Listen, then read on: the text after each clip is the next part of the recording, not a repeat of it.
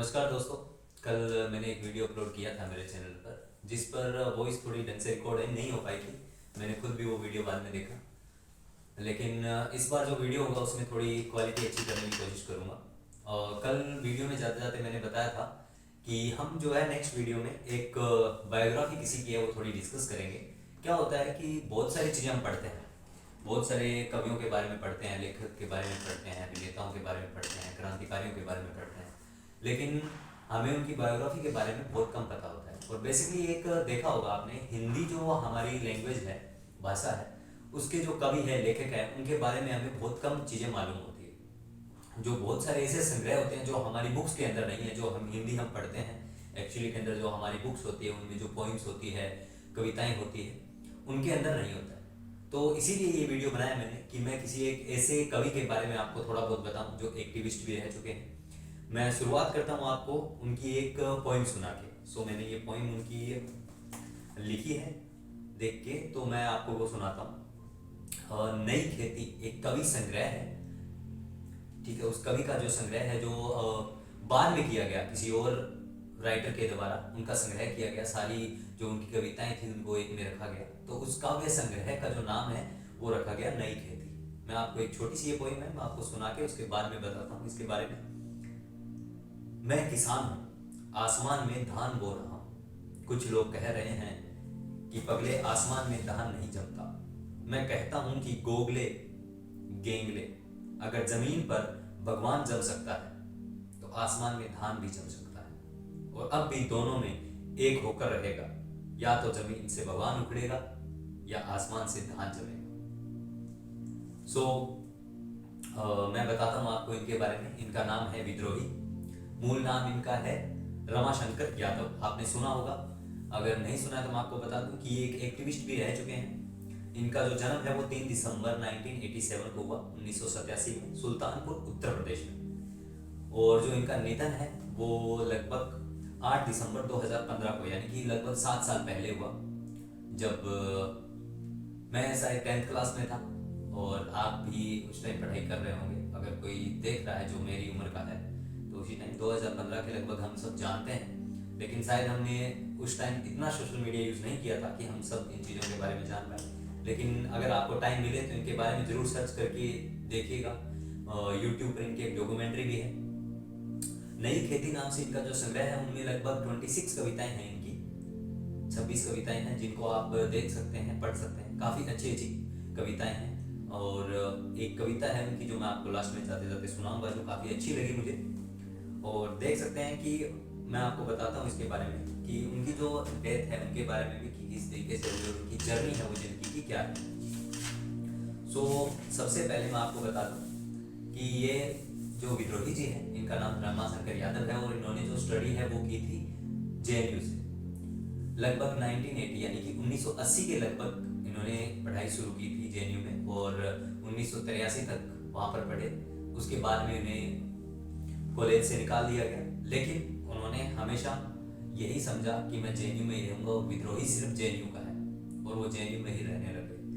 काफ़ी समय तक वो वहीं रहे। JNU के एडमिनिस्ट्रेशन ने जो है वहाँ से उन्हें निकाल दिया था, JNU से बाहर निकालने की कोशिश की, लेकिन उन्होंने हॉस्टल छोड़कर JNU के अंदर ही जो जंगल है, क्योंकि JNU जो है वो एक्चुअली में जंगल के अंदर बना हुआ है। 1000 एकड़ की जमीन है वो, जिसमें पूरा JNU बना हुआ है, उनकी बिल्डिंग्स बनी हुई है। तो उन्होंने वहीं रहना शुरू कर दिया। वो JNU में हॉस्टल के बाहर रहना उन्होंने शुरू कर दिया लगभग 1980 के अंदर, मैंने आपको बताया। और जो लेफ्ट स्टूडेंट पॉलिटिक्स है उसके अंदर इन्होंने भाग लिया था। और मैंने जो बताया आपको कि 1983 के अंदर इन्हें रस्टिकेट कर दिया गया था। एक मैसिव स्टूडेंट मूवमेंट हुआ था जिसकी वजह से इन्हें रस्टिकेट किया गया था। काफ़ी स्टूडेंट है जो सरकार के गवर्नमेंट के खिलाफ में एक आंदोलन किया उन्होंने, जिसकी वजह से उन्हें रस्टिकेट किया गया था। जब भी, और वैसे आज भी यही होता है कि जो भी गवर्नमेंट होती है, जो सरकार सत्ता में आई हुई होती है, उसके खिलाफ अगर कोई स्टूडेंट प्रोटेस्ट करते हैं तो जो यूनिवर्सिटी होती है, जो विश्वविद्यालय होता है, उसका एडमिनिस्ट्रेशन उनके खिलाफ कोई ना कोई कार्रवाई कर देता है। जैसे मैं आपको बता दूं कि 17 अगस्त 2010 को उन्हें JNU से फिर से निकाल दिया गया था। आप समझ रहे हैं कि 1983 में इन्हें निकाला गया था, लेकिन वो JNU से गए, उसके बाद में वो वहीं रहने लग गए। उनका परिवार है वो उत्तर प्रदेश सुल्तानपुर में रहता था।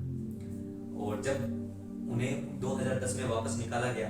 किस वजह से? कि अब्यूजिंग लैंग्वेज की वजह से उन्हें वहाँ से बर्खास्त किया गया था कि अब आपको यहाँ पे नहीं रख सकते और आपको यहाँ से जाना पड़ेगा। स्टूडेंट्स पर आपके बिहेवियर का गलत प्रभाव पड़ता है। बहुत सारे मूवमेंट में इन्होंने भाग लिया हमेशा से, और दिल्ली के अंदर और आसपास भी, जहाँ हैदराबाद है, मुंबई है, वहाँ पर भी वो जाते थे। बहुत सारे लेफ्ट के और अदर मूवमेंट होते थे, उनमें भाग लेते थे। उनको हमेशा से ही जेएनयू में विद्रोही के नाम से ही जाना जाता था, या फिर ऐसा कह सकते हैं कि उस टाइम 2015 तक यही समझा जाता था कि या तो जेएनयू है वो विद्रोही है या विद्रोही का जेएनयू है। उनकी कविताओं का शीर्षक है और नहीं मिलता है एक्चुअली, ठीक है। बहुत सारी उनकी कविताएं हैं जो आप देखेंगे गूगल पर, और किसी काव्य संग्रह में जो मैंने बताया आपको कि नई खेती के नाम से वो दिए हुए हैं भी हैं, लेकिन विद्रोही जी ने कभी उनको कोई टाइटल नहीं दिया। वो कहते थे कि बड़ा आदमी बड़ा काम कर दिया तो क्या बना, छोटा आदमी बड़ा काम करे तो बात बने। उनकी हर कविता में आप देखेंगे कि एक विद्रोह नजर आता है, और उसकी वजह से ही क्या है कि उनकी कविताओं को इतना सराहा गया है। 2015 में वो ऑक्यूपाई यूजीसी के अंदर गए हुए थे, वहां से लौट कर आए थे मार्च में, और उनकी जो है अचानक मृत्यु हो गई थी। तो मैं आपको बहुत कम समय में बहुत सी ये छोटी सी जानकारी मैंने आपको दी है। इसी के साथ मैं आपको नेक्स्ट वीडियो में भी एक लेखक हैं या कवि होंगे शायद, उनके बारे में आपको और अच्छे से बताऊंगा। ये सीरीज जैसे ही थोड़े टाइम के लिए चलती रहेगी। जिन भी कवियों के बारे में, लेखक के बारे में अगर आपको जानना हो तो आप कमेंट करें, बताएं। मैं इस वीडियो का जो अंत है वो एक कविता से करना चाहूँगा। उनकी एक कविता है जिसका शीर्षक है वो दिया गया है काव्य संग्रह में औरतें। और ये मैंने इसलिए चुना क्योंकि ये हमारे समाज को भी जो है काफ़ी दर्शाती है कि उसकी दशा कैसी रही होगी, और महिलाओं की जो दुर्दशा है इस समाज में, हमारे समाज में कैसी रही होगी। तो ये एक सवाल है जो इस कविता में दिया गया है। सो मैं आपको ये पढ़ के सुनाता हूँ कि कुछ औरतों ने अपनी इच्छा से कुएं में कूदकर जान दी थी, ऐसा पुलिस के रिकॉर्डों में दर्ज है। और कुछ औरतें चिता में जलकर मरी थी, ऐसा धर्म की किताबों में लिखा है। मैं कवि हूँ, करता हूँ, क्या जल्दी है। मैं एक दिन पुलिस और पुरोहित दोनों को एक ही साथ औरतों की अदालत में तलब कर दूंगा, और बीच की सारी अदालतों को मंसूब कर दूंगा। मैं उन दावों को भी मंसूब कर दूंगा जिन्होंने श्रीमानों ने औरतों और बच्चों के खिलाफ पेश किया है। मैं उन डिग्रियों को निरस्त कर दूंगा जिन्हें लेकर फौजें और तुलबा चलते हैं। मैं उन वसीयतों को खारिज कर दूंगा जिन्हें दुर्बल ने भुजबल के नाम की होंगी। मैं उन औरतों को जो कुएं में कूदकर या चिता में जलकर मरी है फिर से जिंदा करूंगा, और उनके बयानात को दोबारा कलम बंद करूंगा कि कहीं कुछ छूट तो नहीं गया, कि कहीं कुछ बाकी तो नहीं रह गया, और कहीं कोई भूले तो नहीं। क्योंकि मैं उन औरतों के बारे में जानता हूँ जो अपने एक बीते के आंगन में अपनी सात बीते की देह को जिंदगी सोए रही है, और कभी भूलकर बाहर की तरफ झांका भी नहीं। और जब वह बाहर निकली तो औरत नहीं उसकी लाश निकली, और जो खुले में पसर गई है माँ मेदिनी की तरह। एक औरत की लाश धरती माता की तरह होती है दोस्तों, जो खुले में फैल जाती है थानों से लेकर अदालतों तक। मैं देख रहा हूँ कि जुल्म के सारे सबूतों को मिटाया जा रहा है। चंदन चर्चित मस्तक को उठाए हुए पुरोहित और तमगों से लेश सीने को फुलाए हुए सैनिक महाराज की जय बोल रहे हैं। वे महाराज जो मर चुके हैं, और महारानियां सती होने की तैयारियां कर रही है। और जब महारानियां नहीं रहेंगी तो नौकरानियां क्या करेंगी, इसलिए वे भी तैयारियां कर रही है। मुझे महारानियों से ज्यादा चिंता नौकरानियों की होती है। उनके पति जिंदा हैं और बेचारे रो रहे हैं। कितना खराब लगता है एक औरत को अपने रोते हुए पति को छोड़कर मारना, जबकि मर्दों को रोती हुई औरतों को मारना भी खराब नहीं लगता। औरतें रोती जाती है, मर्द मारते जाते हैं। औरतें और जोर से रोती है, मर्द और जोर से मारते हैं। औरतें खूब जोर से रोती है, मर्द इतने जोर से मारते हैं कि वे मर जाती है।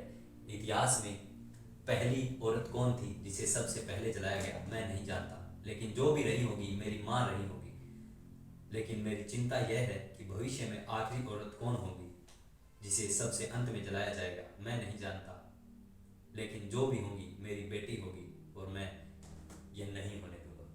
सो इसी कविता के साथ मैं इस वीडियो का अंत करता हूँ। आप देखिएगा वीडियो, और नए कोई कवि के बारे में, लेखक के बारे में अगर आपको जानना हो, जिनके बारे में आप पढ़ना चाहते हैं, तो ज़रूर कमेंट करके बताइएगा। मैं नया वीडियो उस पर लेकर आऊँगा और मैं कोशिश करूँगा कि नए नए कवि और लेखक के बारे में आपको और अवगत कराऊँ, जिससे आप इनकी कविताएं पढ़ पाएँ।